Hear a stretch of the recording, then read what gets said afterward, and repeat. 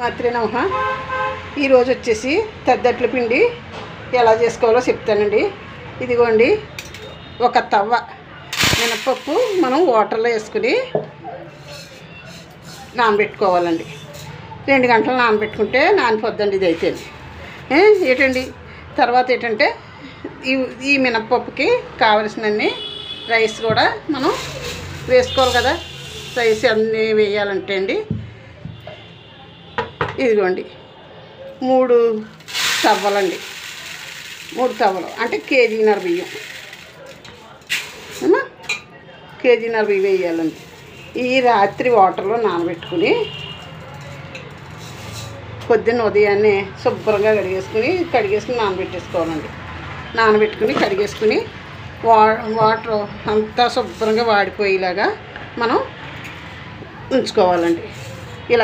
ఇలా శుభ్రంగా కడుక్కుని నానబెట్టుకోవాలి. ఏంటంటే అండి, నేను మీకు చూపిద్దామని చెప్పేసి పెట్టానండి, వీడియోలో పెడదామనేసి. ఇది మినప్పిండి మాత్రం శుభ్రంగా మనం బూలపిండి రుబ్బుకుంటాం కదా, అలాగా మెత్త ఇలా రుబ్బుకోవాలండి. ఇదిగోండి, ఇలా రుబ్బి పెట్టుకున్నాం. నేను ఒక తవుడు అంటే 1/2 కేజీ పప్పు రుబ్బండి ఇది ఏంటి. తర్వాత ఏంటంటే అండి, ఇలాగా మిక్సీ జార్లో వేసుకుని మనం జల్లించుకొని అవసరం లేదు, మిక్సీ పట్టుకుని వస్తానండి. ఒకసారి ఎలాగా పట్టాలన్నది నేను చూపిస్తాను మీకు.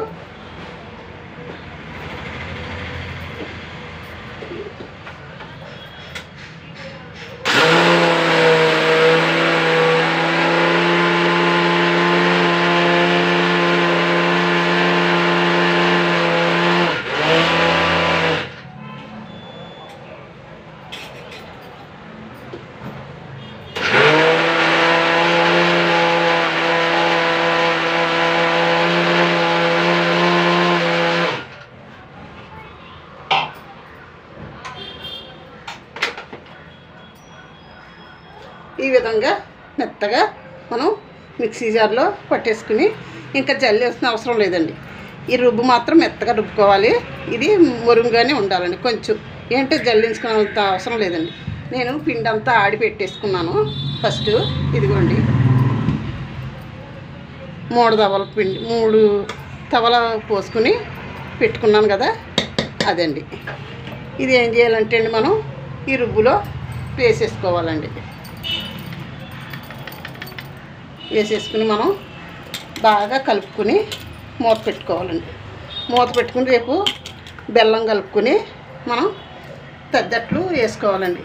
అవి ఎలా వేసుకోవాలో కూడా నేను చూపిస్తానండి రేపు. ఏంటి పులవాలండి. ఈరోజు అంతా కూడా మనకి పిండి బాగా పులియాలి. పులిస్తేనే బాగుంటాయండి. ఎంత పులిస్తే అంతా బాగుంటాయండి తద్దట్లు. ఏమ్మా చూడండి, ఇలాగా కలుపుకోవాలమ్మా. ఇలా కలిపేసుకుంటే మనకి కరెక్ట్గా చాలా టేస్టీగా కూడా ఉంటాయండి.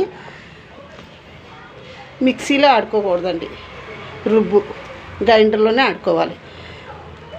బియ్యం అయితే ఇలా మిక్సీలో ఆడేసుకుంటే బాగుంటుందండి. ఏమో అంటుకోకుండా కూడా వస్తాయి. రేపు బెల్లం కలుపుకొని గైరమ్మకి వేసుకోవడానికి చాలా బాగుంటాయండి. 3 తవల బియ్యం, ఒక తవ్వ మినపప్పు,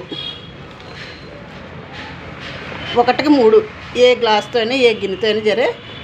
ఒక గ్లాసు మినపప్పు అయితే 3 గ్లాసులు రైస్. అలాగా కలుపుకోవాలమ్మా. ఇది ఇలా ముద్దగా ఉంచుకుంటే మనకి రేపటికి మూత పెట్టుకుని ఉంచుకోవాలా. పొద్దునకి మనకు శుభ్రంగా పులుస్తుంది అన్నమాట. పులిసిన తర్వాత ఇందులో బెల్లం, ఉప్పు వేసుకుని మనం అట్లు పెనం మీద వేసుకోవచ్చు.